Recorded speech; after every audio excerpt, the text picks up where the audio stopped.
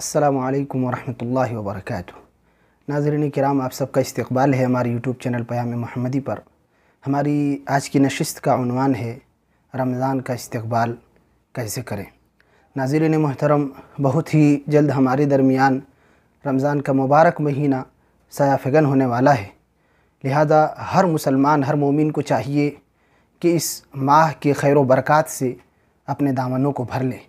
انسان اپنے رب سے قریب تر ہونے کی کوشش کرے اور اللہ رب العالمین کی نافرمانی سے اپنے دامنوں کو بچائے، کیونکہ اللہ کے نبی صلی اللہ علیہ وسلم جب یہ مہینہ آتا تھا تو خصوصیت کے ساتھ صحابہ کرام سے فرماتے تھے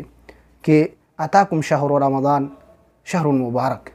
تمہارے درمیان رمضان کا مبارک مہینہ آ چکا ہے جو سراپا خیر اور برکت کا مہینہ ہے۔ تو میرے بھائیوں، اس مہینے کے داخل ہونے سے پہلے چند چیزوں کو ہم اپنے سامنے رکھیں، اس کے استقبال کچھ اس انداز سے کریں جس کے چند نکات ہم آپ کی خدمت میں پیش کریں گے۔ پہلی چیز یہ ہے کہ رمضان کا استقبال توبہ و استغفار کے ذریعہ کریں، کہ اللہ رب العالمین کے سامنے ہم اور آپ یہ عہد کریں، روئیں گڑ گڑائیں کہ اللہ تعالیٰ کتنی بہاریں ایسی بیکار چلی گئی ہیں، یہ جو بہار آ رہی ہے، یہ جو خوشیوں کا سما بندھنے والا ہے اور یہ مبارک مہینہ جو آنے والا ہے، اللہ تعالیٰ ہم یہ عزم کرتے ہیں کہ ہم اب تیرے بندے حقیقی طور پر بن کے رہیں گے، گناہوں سے دور رہیں گے، اور جو غلطیاں، جو خطائیں، اور جو بھی ہم سے گناہ سرزد ہو چکے ہیں، اللہ تعالیٰ سے ہم اور آپ سچی توبہ کریں اور اللہ رب العالمین کے حقیقی اور محبوب بندے بننے کی کوشش کریں۔ تو پہلی چیز یہ ہے کہ ہم توبہ و استغفار کے ذریعہ گناہوں کو مٹا کر کے اس مبارک مہینے میں داخل ہوں، اور مبارک مہینہ آ جائے تب بھی اللہ تعالیٰ سے اپنے گناہوں کی معافی طلب کرتے رہیں۔ دوسری چیز یہ ہے کہ رمضان کا استقبال آپ اس طور پر کریں کہ اپنے زبان کو کنٹرول میں رکھنے کی عادت ڈالیں، کہ یہ مبارک مہینہ آنے والا ہے جس مہینے میں روزے پر زبان کا بہت فرق پڑنے والا ہے۔ انسان اگر زبان کی حفاظت نہ کرے، اس کا صحیح استعمال نہ کرے اور زبان کو محفوظ کر کے نہ رکھے تو انسان کے روزے کے ثواب ضائع ہو جائیں گے۔ اللہ کے نبی صلی اللہ علیہ وسلم نے ایک مقام پر فرمایا کہ من لم يدع قول الزور والعمل به فليس لله حاجة في ان يدع طعامه وشرابه، کہ جو انسان لغو چیزوں کو اور جو انسان قول زور کو اور بری باتوں کو، گندی باتوں کو اور اپنی زبان کی حفاظت کو توجہ نہ دیتا ہو تو اس شخص کے لیے دن بھر بھوکا پیاسا رکھنا کوئی معنی نہیں رکھتا ہے۔ ایسے ہی ایک دوسری حدیث میں اللہ کے رسول نے کہا کہ کچھ انسان ایسے ہیں، کچھ روزے دار ایسے ہیں جن کو بھوک اور پیاس کے علاوہ ان کے روزے سے کچھ حاصل نہیں ہوتا، تو ایسے روزے دار نہ بنیں، بلکہ اپنی زبان کو ہم کنٹرول میں رکھیں، اور جو ہماری زبان کینچی کی طرح پہلے چلتی تھی اس زبان کی حفاظت کریں کہ رمضان میں کہیں ہمارے روزے پر اثر انداز نہ ہو جائے۔ تو پہلے سے اس چیز کی بھی ٹریننگ اپنے آپ کو دیتے رہیں، عادت بناتے رہیں۔ تیسری چیز یہ ہے کہ روزہ کے مقصد کو سمجھیں کہ کیا روزہ ہم سے چاہتا ہے، کہ سارے مہینوں میں اللہ تعالیٰ نے اس مہینے کو روزے کے لیے خاص کیا ہے، اور ہمیں بھوکا پیاسا جو اللہ رب العالمین نے رہنے کا حکم دیا ہے، اس سے مقصد کیا ہے؟ اس سے ہمارے دل کا امتحان مقصود ہے، ہماری تقوی شعاری کا امتحان مقصود ہے، ہمیں اللہ تعالیٰ جانچنا اور پرکھنا چاہتا ہے، ہمیں اللہ رب العالمین کندن بنانا چاہتا ہے کہ بہتر بنے بندہ اور ہر قسم کی غلطیوں سے پاک ہونے والا بنے اور حقیقی معنوں میں میرے پرہیزگار بن جائے۔ تو میرے بھائیوں، رمضان اور اس کے روزے کا مقصد تقوی ہے، اللہ کی رضامندی ہے، اس سے ڈرنا ہے، لہذا اس چیز کو نہ بھولیں، اس چیز کو نہ بھولیں۔ روزہ کے آپ آغاز کرتے ہی آپ اس چیز کو ذہن و دل میں بسائے رکھیں کہ اللہ تعالیٰ کیا چاہتا ہے اس روزے سے۔ آپ اس سوال کو ذہن میں رکھیں اور اس کے جواب کو تلاش کریں، اور اپنے اعمال اور صحیح اعمال کے ذریعے اس کا صحیح جواب پیش کرنے کی کوشش کریں۔ ایسے ہی رمضان کا استقبال اس طور پر کریں کہ ہم یہ عزم اور یہ ارادہ کریں کہ کثرت کے ساتھ قرآن کی تلاوت کریں گے، کیونکہ رمضان اور قرآن کا بڑا گہرا ربط ہے، کیونکہ یہی مبارک مہینہ ہے جس میں اللہ تعالیٰ نے مقدس کلام کو نازل کیا تھا۔ قرآن کریم کا آغاز اور اس کا نزول اسی مہینے میں ہوا تھا، اس لیے اور نبی کریم صلی اللہ علیہ وسلم کا عمل بھی آپ دیکھیں گے تو آپ ہر دن قرآن کا دور کیا کرتے تھے جبریل علیہ السلام کے پاس۔ تو اللہ کے نبی صلی اللہ علیہ وسلم کا یہ عمل کہ ہر سال رمضان میں پورے قرآن کا ختم کرنا، اس کا مدارسہ کرنا، اور جس سال آپ کی وفات ہوئی 2 2 مرتبہ قرآن ختم کرنا پورے رمضان میں، یہ اس بات کی علامت ہے کہ یہ رمضان جو مہینہ ہے یہ قرآن کا مہینہ ہے۔ اس میں انسان قرآن سے جڑے، قرآن سے خصوصی طور پر اس کو سمجھنے کی کوشش کرے، اس میں فہم و تدبر کی جو دعوت دی گئی ہے اس پر غور و فکر کرے، اور اللہ تعالیٰ کے اس کلام سے مزید جڑنے کی کوشش کرے۔ یہ مبارک کلام ہے، ہمیشہ انسان زندگی میں اگر اس کو لگائے رہے گا، حرز جاں بنا کر کے رکھے گا، تو اس کی زندگی خیر اور برکتوں سے بھری رہے گی۔ لیکن خصوصیت کے ساتھ رمضان میں اس پر توجہ دی جائے، کیونکہ سلف دوسرے اعمال کو عموماً چھوڑ دیا کرتے تھے، اور رمضان میں عبادتوں کے ساتھ ساتھ پورا جو ان کا فوکس اور ہدف رہتا تھا وہ قرآن کے ساتھ رہتا تھا۔ تو میرے بھائیوں، ہم اور آپ بھی قرآن سے جڑیں، رمضان میں قرآن کے ترجمے سنیں، قرآن کو پڑھیں اور اس کو سمجھنے کی کوشش کریں، اس کے معنی اور مفہوم پر غور کریں، اور جہاں قرآن کے دروس ہوتے ہیں ان مجلسوں میں بیٹھیں اور فائدہ اٹھانے کی کوشش کریں۔ تو میرے بھائیوں، یہ قرآن کا مہینہ ہے، دعاؤں کا مہینہ ہے، ذکر و اذکار کا مہینہ ہے۔ ان سارے چیزوں کو ہم اور آپ اپنی نگاہوں میں رکھیں اور اس ماہ سے کما حق کو فائدہ اٹھانے کی کوشش کریں۔ ایسے ہی اس ماہ مبارک کے آتے ہی یا اس کے آنے سے پہلے ہمارا ایک عزم یہ بھی ہو کہ ہم پختہ ارادہ کریں کہ بغیر کسی ٹال مٹول کے، بغیر کسی بہانے کے رمضان کے پورے روزے رکھیں گے، کیونکہ ہمارے بعض بھائی ایسے ہیں جو رمضان کے روزے میں ٹال مٹول کرتے ہیں۔ ان کو اس بات کی خبر ہونی چاہیے کہ رمضان کا روزہ فرض ہے، اور اسلام کی جو عمارت قائم ہے ان کے بنیادی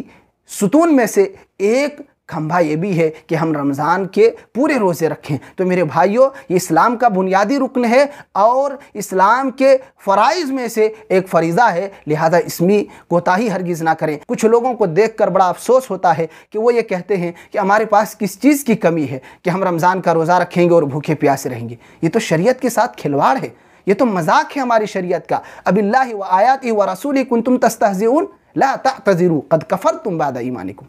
کہ کیا اللہ اور اس کے رسول اور اس کی شریعت ہی مذاق اڑانے کے لیے آپ کو ملی تھی کہ آپ اس کی شریعت کا مذاق کریں، اس کے دین سے کھلواڑ کریں اور اس کے رسول کا مذاق اڑائیں، اس کے کلام کا اور اس کے احکامات کا مذاق اڑائیں؟ یہی آپ کو ملے تھے مذاق کرنے کے لیے؟ اب عذر پیش کرنے کی کوئی ضرورت نہیں ہے، ایمان کے بعد کفر کر چکے ہو۔ تو میرے بھائیوں، انسان کے ایمان مشکوک ہو جائیں گے، اس کا ایمان ختم ہونے پر آ جائے گا جو انسان شریعت کا مذاق اڑائے گا اور شرعی احکام کو مذاق بنائے گا، اس کا ایمان باقی نہیں رہے گا، اس کا ایمان خطرے میں رہے گا اور وہ اس دین سے کہیں بھٹک نہ جائے، اس چیز کی اس کو فکر کرنی چاہیے۔ جب شریعت ہی کی آپ کی نگاہ میں کوئی درجہ نہیں ہے تو پھر آپ کس دین پر اور کس نام پر آپ اپنے آپ کو مسلمان کہتے ہیں؟ تو میرے بھائیو، اس چیز کا بھی خیال رکھیں۔ ایسے ہی ایک اور چیز وہ یہ ہے کہ حرام چیزوں کو چھوڑنے کا یہ بہت سنہرا موقع ہے۔ تو آپ رمضان کے آنے سے پہلے ہی یہ عزم کر لیں کہ بہت مبارک مہینہ آنے والا ہے، ہم چاہ کر کے بھی عام دنوں میں اپنی بری عادتوں کو نہیں چھوڑ پا رہے تھے۔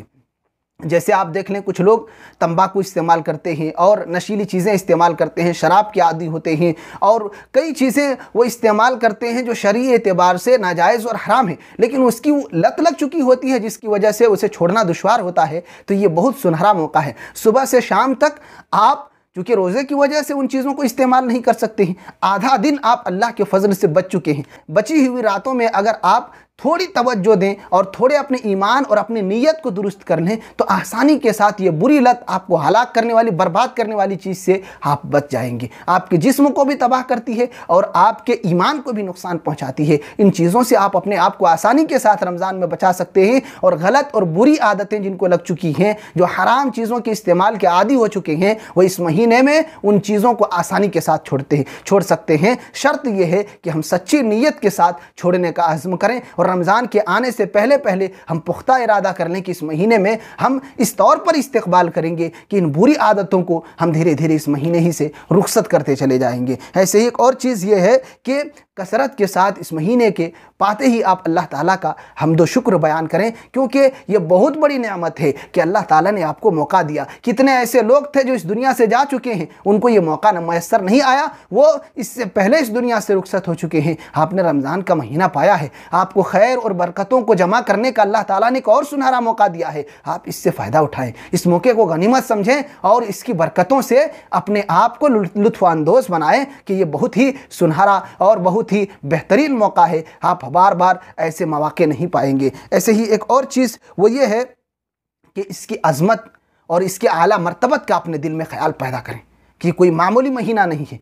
تمام مہینوں میں، سال کے 12 مہینے میں اللہ تعالیٰ نے اگر اس کا انتخاب کیا ہے اور ایک خصوصی عبادت، ایک خصوصی عمل کا ہمیں حکم دیا ہے تو گویا اس کی ضرور کوئی نہ کوئی خصوصیت ہوگی، اللہ رب العالمین کی نگاہ میں اس کا درجہ ہوگا۔ تو اس چیز کا احساس اپنے دلوں میں ضرور رکھیں، اور پھر اس احساس کو اگر آپ پیدا کریں گے تو خود بخود کئی ایک اچھائیاں آپ کے اندر ابھر کر آئیں گی، اور آپ اچھائیوں میں آگے بڑھتے چلے جائیں گے، عبادتوں میں آگے بڑھتے چلے جائیں گے، نیکیوں میں آگے بڑھتے چلے جائیں گے، کہ اللہ تعالیٰ نے اگر سارے مہینوں میں اس کا خصوصیت کے ساتھ انتخاب کیا ہے تو گویا سارے مہینوں میں اس کا خصوصی درجہ بھی ہے، خاص اہمیت بھی ہے، اس کی عبادتوں کا، اس